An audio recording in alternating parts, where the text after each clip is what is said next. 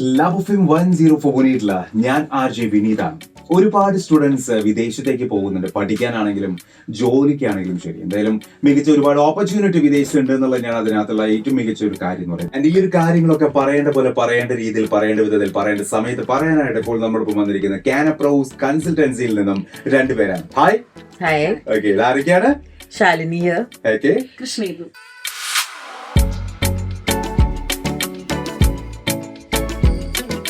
കുട്ടികൾ ഏറ്റവും കൂടുതലായിട്ട് ഈ ഒരു വിദേശ പഠനത്തിനായിട്ട് ചൂസ് ചെയ്യുന്ന ഒരു രാജ്യം അല്ലെങ്കിൽ അങ്ങനെയുള്ള രാജ്യങ്ങൾ എന്ന് പറയുന്നത് ഏതൊക്കെയാണ് ഇപ്പോൾ? ജനറലി നമ്മൾ എപ്പോഴും നോക്കുമ്പോൾ എല്ലാവരുടെ മനസ്സിലുള്ളത് സ്റ്റുഡൻസ് എപ്പോഴും ചൂസ് ചെയ്യുന്നത് US, കാനഡ, UK, ഓസ്ട്രേലിയ അങ്ങനെയുള്ള കൺട്രീസ് മാത്രമാണെന്നാണ്.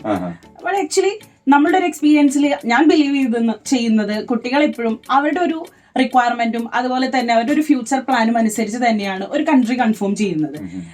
ഫോർ എക്സാമ്പിൾ, ഇപ്പോൾ ഒരു സ്റ്റുഡന്റിന് പോയി പഠിച്ചതിന് ശേഷം ആ ഒരു കൺട്രിയിൽ പെർമനന്റ് ആയിട്ട് സെറ്റിൽ ആവണമെന്ന് ആഗ്രഹിക്കുന്നവരാണെങ്കിൽ PR ഫ്രണ്ട്ലി ആയിട്ടുള്ള കാനഡ, ഓസ്ട്രേലിയ, ന്യൂസിലാൻഡ് പോലെയുള്ള കൺട്രീസ് തന്നെയായിരിക്കും നോക്കുന്നത്.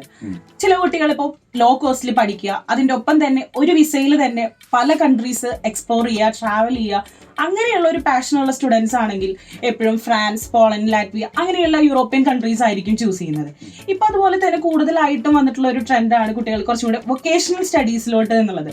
എന്ന് വെച്ചാൽ പഠിക്കുന്നതോടൊപ്പം തന്നെ ഒരു എംപ്ലോയറുടെ കീഴിൽ വർക്ക് ചെയ്തുകൊണ്ട് പഠിക്കുക. അപ്പോൾ കൂടുതലായിട്ടും കുട്ടികൾ ഇപ്പോൾ ജർമ്മനി പോലെയുള്ള കൺട്രീസിൽ ഹോസ്പിറ്റൽ പ്രോഗ്രാംസ് അങ്ങനെയൊക്കെ ചൂസ് ചെയ്യുന്നുണ്ട്. അപ്പോൾ നമുക്കൊരു പെർട്ടിക്കുലർ ആയിട്ടൊരു കൺട്രി എന്നായിട്ട് പറയാനില്ല. സ്റ്റുഡൻസ് ഇപ്പോൾ നോർത്ത് അമേരിക്കൻ, അതുപോലെ തന്നെ യൂറോപ്യൻ, ഓൾമോസ്റ്റ് എല്ലാ റീജിയൻസിലും കുട്ടികൾ കൺട്രീസിൽ ചൂസ് ചെയ്യുന്നുണ്ട്. അവരുടെ ആ ഒരു റിക്വയർമെന്റ്സ് സഫൈസ് ചെയ്യുന്ന രീതിയിൽ തന്നെ. കാനഡ സ്റ്റഡി വിസയിൽ പുതുതായിട്ട് എന്തെങ്കിലും ഒരു മാറ്റങ്ങൾ വന്നിട്ടുണ്ടോ? അങ്ങനെ എന്തെങ്കിലും സംഭവിച്ചിട്ടുണ്ടോ? യെസ്, കാനഡയിൽ ഇപ്പോൾ റീസെന്റ് കുറച്ച് മാറ്റങ്ങളൊക്കെ വന്നിട്ടുണ്ട്. അപ്പോൾ എനിക്ക് തോന്നുന്നു കുട്ടികളുടെ ഇടയിൽ എപ്പോഴും ഒരു നെഗറ്റീവ് ആയിട്ടാണ് അതിനെ കണ്ടുകൊണ്ടിരിക്കുന്നത്. ഞാൻ അതിനെ എപ്പോഴും പറയാം, അവരത് ഇന്റർപ്രറ്റ് ചെയ്തിരിക്കുന്നത് ശരിയല്ലാത്തത് കൊണ്ടാണ് അങ്ങനെയുള്ള മാറ്റങ്ങൾ ഒരു നെഗറ്റീവായിട്ട് അവർക്ക് തോന്നുന്നത്. ഇപ്പൊ നമുക്കറിയാം, ഫസ്റ്റ് വന്ന ചേഞ്ച് എന്ന് പറയുന്നത് ലിവിങ് കോസ്റ്റിന്റെ കാര്യത്തിലായിരുന്നു. പക്ഷെ നമുക്കറിയാം, ഒരു കൺട്രിയിൽ അവരുടെ ഒരു സ്റ്റാൻഡേർഡ് ഓഫ് ലിവിങ് മാറുന്നതിനനുസരിച്ചും അവിടുത്തെ ചേഞ്ചസ് അനുസരിച്ചും ആ ഒരു ഗവൺമെന്റ് ഇന്റർനാഷണൽ സ്റ്റുഡൻസിന് ഒരു ഇഷ്യൂ വരരുത് എന്നുള്ളത് കൊണ്ടാണ് ഇപ്പോൾ സ്റ്റുഡൻസിന് അവരുടെ സ്റ്റഡീസിനായിട്ട് പോകുമ്പോഴുള്ള ലിവിങ് കോസ്റ്റിൽ ഇൻക്രീസ് ചെയ്തിരിക്കുന്നത്. അപ്പോൾ ആ ഒരു മാറ്റം വന്നിട്ടുണ്ട്. പിന്നെ ഇപ്പോൾ റീസെന്റ് വന്നിരിക്കുന്നത് സ്പൗസ് വിസ, അതുപോലെ തന്നെ സ്റ്റേ ബാക്ക് അങ്ങനെയുള്ള കാര്യങ്ങളിൽ വന്നിരിക്കുന്ന മാറ്റമാണ്. അത് ശരിക്കും പറഞ്ഞാൽ നമ്മൾ മനസ്സിലാക്കേണ്ട ഒരു കാര്യമാണ്. ഒരിക്കലും ഗവൺമെന്റ് സ്റ്റേ ബാക്ക് എന്ന് പറയുന്നത് നിർത്തിയിട്ടോ കുറയ്ക്കുകയോ ചെയ്തിട്ടില്ല. ആകെ അത് ഒരു വ്യത്യാസം വന്നിരിക്കുന്നത് ചില കോളേജസ്, മെയിൻ കോളേജസ് തന്നെ പബ്ലിക് കോളേജസ് അവരുടെ ഒരു പബ്ലിക് പ്രൈവറ്റ് പാർട്ട്ണർഷിപ്പിൽ ചില കോളേജസ് റൺ ചെയ്യുന്നുണ്ടായിരുന്നു. അപ്പോൾ അവർക്ക് മനസ്സിലായി ഗവൺമെന്റ് ഇന്റർനാഷണൽ സ്റ്റുഡൻസിന് നല്ലൊരു ക്വാളിറ്റി ഓഫ് എഡ്യൂക്കേഷൻ കിട്ടുന്നില്ല എന്ന് മനസ്സിലാക്കിയപ്പോൾ അങ്ങനെയുള്ള കോളേജസിന്റെ സ്റ്റേ ബാക്ക് മാത്രമാണ് ഗവൺമെന്റ് നിർത്തിയിരിക്കുന്നത്. അതിന്റെ കൂടെ പറയാവുന്ന ഒന്നാണ്, കൂട്ടിയിരിക്കുവാണ് മാസ്റ്റേഴ്സ് പ്രോഗ്രാംസിന് നോർമലി ഡ്യൂറേഷൻ അനുസരിച്ചിട്ടാണ് സ്റ്റേ ബാക്ക് കിട്ടിക്കൊണ്ടിരുന്നത്.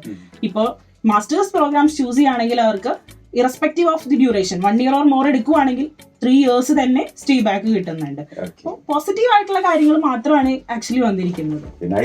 ഈ ഒരു കാര്യങ്ങളൊക്കെ കേൾക്കുമ്പോൾ നമ്മളെ പോലെ തന്നെ എന്നെ പോലെ തന്നെ ഒരുപാട് സംശയങ്ങൾ ബാക്കിയുള്ളവർക്കും വരുന്നുണ്ടായിരിക്കാം. സോ അതിനുവേണ്ടി അവർക്ക് വേണ്ടിയിട്ട് ഒരു സെമിനാർ കണ്ടക്ട് ചെയ്യുന്നുണ്ട് അല്ലേ? ഓക്കെ, അത് എവിടെയാണ്, എന്താണ്, എങ്ങനെയാണ്? ഈ February 25th that means coming Sunday Thrissur Das കോണ്ടിനെന്റിൽ വെച്ച് നമ്മളൊരു സെമിനാർ കണ്ടക്ട് ചെയ്യുന്നുണ്ട്. 2:30 to 5:30 ആണ് ടൈമിംഗ് വരുന്നത്. സോ നമുക്ക് അന്ന് വരുവാണെങ്കിൽ അറ്റൻഡ് ചെയ്യുകയാണെങ്കിൽ നമ്മുടെ എക്സ്പേർട്സിനെ മീറ്റ് ചെയ്യാം, ഡയറക്റ്റ് ആയിട്ട് മീറ്റ് ചെയ്യാം, നിങ്ങൾക്ക് എല്ലാ ഡൗട്ട്സും എല്ലാം ക്ലാരിഫൈ ചെയ്യാവുന്നതാണ്. കൂടെ തന്നെ നമ്മളുടെ ഈ ഒരു ഇൻടേക്കിൽ പോകുന്ന നമ്മളുടെ സ്റ്റുഡൻസിനെയും എല്ലാവരും മീറ്റ് ചെയ്യാനും കൂടെയുള്ള ഒരു ഓപ്ഷൻ അവർക്ക് ഉണ്ടായിരിക്കും. ഒരുപാട് പേരുകളുടെ സ്വപ്നങ്ങൾക്ക് ചിറകുമുളയ്ക്കുകയാണ്. ഇതിനായിട്ട് അവരെ സപ്പോർട്ട് ചെയ്യാനായിട്ട് കാനപ്രൂവ് കൺസൾട്ടൻസി എന്നും ഇവരോടൊപ്പം കൂടെ നിൽക്കുകയും ചെയ്യുന്നു. കേട്ടുകൊണ്ടിരിക്കുന്നത് Kerala's number 1 FM station club FM 104 ആണ്. ഞാൻ RJ വിനീത്. ഇവിടെ മാത്രം കണക്കിന് ഫൺ.